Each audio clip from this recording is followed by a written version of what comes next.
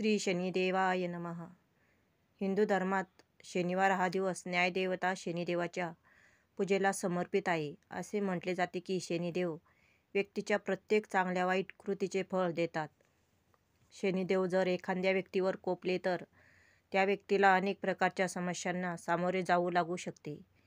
जर शनिदेव एखाद्या व्यक्तीवर प्रसन्न झाल्यास त्याचे जीवन सुखाने भरून जाते. अशा परिस्थितीत शनिदेवाला प्रसन्न करून शनी दोषापासून मुक्ती मिळवायची असेल तर शनिवारी शनिदेवाची पूजा केल्यानंतर शनी स्तोत्राचा पाठ अवश्य करा. असे केल्याने शनिदेव प्रसन्न होतात आणि इच्छित फळ देतात असे मानले जाते. तर चला सुरू करूया श्री शनी स्तोत्र.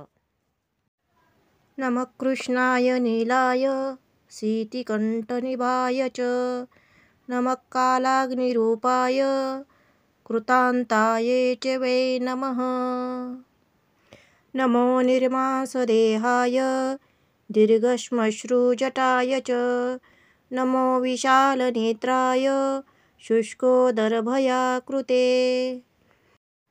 नमः पुष्कलगात्राय स्थूलरोम्नेऽथ वै नमः.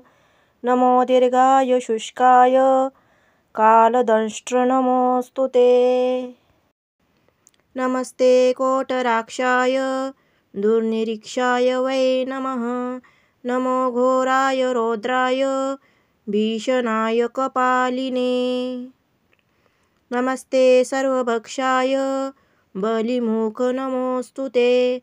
सूर्यपुत्र नमस्तेस्तु भास्करे भयदाय च. अधोदुष्टे नमस्तेस्तु संवर्तक नमोऽस्तु ते.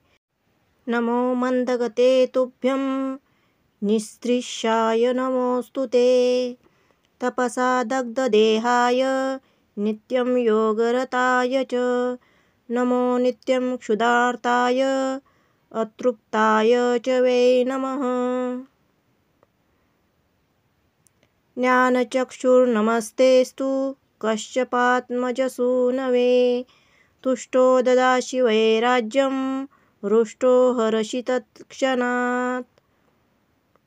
देवासुरमनुष्याश्च सिद्धविद्याधरो रगः त्वया विलोकिता सर्वे नाशं यान्ति समूलतः.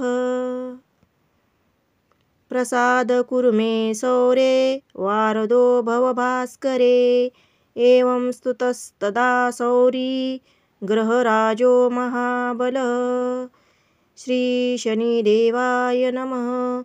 श्री शनि स्तोत्र पाठ संपूर्णम्.